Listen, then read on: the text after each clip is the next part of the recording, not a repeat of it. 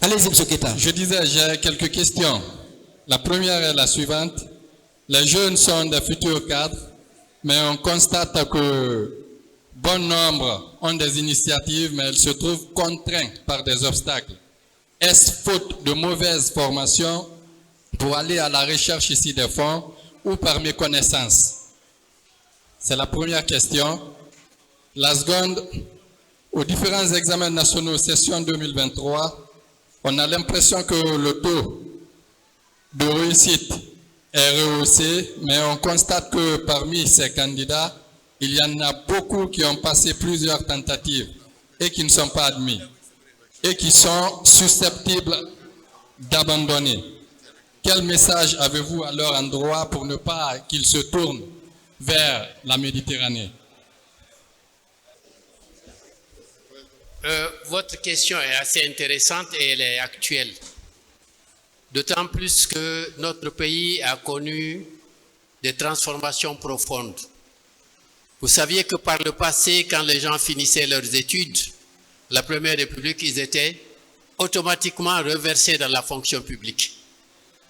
Automatiquement. Mais avec l'accroissement de la population et les difficultés que nous avons eues à créer des économies compétitives et performantes, le problème de l'emploi est devenu l'une de nos préoccupations majeures et l'une des faiblesses de nos pays. De telle sorte qu'aujourd'hui, la fonction publique n'est plus à mesure d'absorber tout ce monde. Qu'est-ce qu'il faut alors?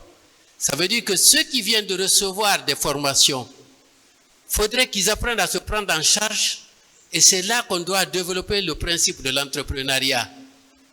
Aujourd'hui, même dans nos formations, je pense qu'il y a un défaut dans ce sens, qu'il faudrait l'inculquer aux uns et aux autres, que quand ils vont finir les études, pendant qu'ils étudient, ils doivent déjà penser à qu'est-ce qu'ils vont faire demain et commencer à s'intéresser aux métiers auxquels ils voudraient adhérer pour voir quels sont les arcanes qu'il faut développer, les compétences qu'il faut développer pour être reversés dans le monde, si vous voulez, de l'emploi.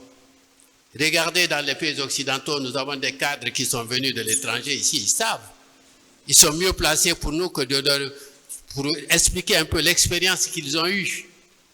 C'était un peu la vocation du Centre national de perfectionnement à la gestion. Il avait été créé un peu pour ça, le Centre national de productivité au départ.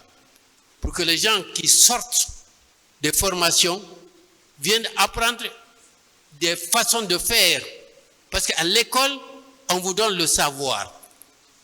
Mais après, il vous faut le savoir-faire pour avoir du travail. Si vous n'avez pas le savoir-faire, ça devient très difficile. Donc aujourd'hui, nous avons un autre atout, malgré cela. C'est le développement de l'informatique, du net, sur lequel nous pouvons aller pour collecter beaucoup d'informations et nous former nous-mêmes. Il ne faut pas attendre que quelqu'un vienne vous donner des cours là-dessus.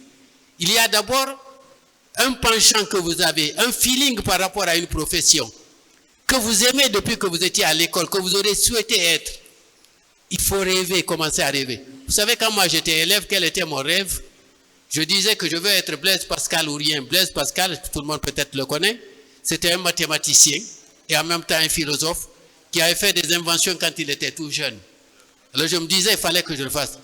Alors je vous raconte une petite histoire, c'est que j'ai perdu mon temps, près de 2 ans, à trouver la racine carrée d'un nombre négatif. J'ai dit, ça n'existe pas, mais moi je vais le trouver. J'ai passé 2 ans à le faire. Dieu seul sait le nombre de papiers que j'ai dépensé pour en fin de compte me rendre compte qu'effectivement que la racine carrée d'un nombre négatif n'existe pas, sauf celui du nombre complexe I au carré. Mais c'était cela. Et c'est en ça que je veux vous... il faut commencer à rêver sur les bancs de l'école. Qu'est-ce que vous allez faire après? Et vous vous informez aujourd'hui, les chemins de l'information sont nombreux. Vous avez des centres de formation aussi qui existent. Vous pouvez vous approcher d'eux pour apprendre des techniques de travail auprès de ceux-là.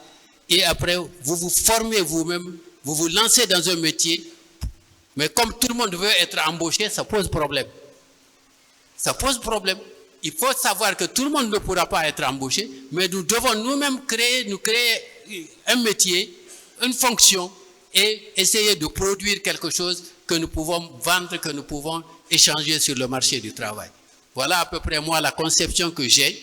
Il faut donc qu'on change de paradigme, qu'on ne s'asseye pas quand on a sa licence ou sa maîtrise pour dire bon, j'attends le décret du président ou j'attends l'arrêté du ministre qui va m'affecter. Non, c'est pas en ce moment qu'il faut se poser la question, c'est dès que vous êtes en première année d'université que vous devez vous poser la question, qu'est-ce que je serai dans 3 ans, dans 4 ans ou dans 5 ans quand j'aurai fini mes études, et vous commencez à travailler votre projet personnel et évidemment, vous trouverez des gens pour vous aider et avec la persévérance, vous finirez par aboutir. Voilà en tout cas, moi, la vision que j'ai de cette question. Je vous remercie.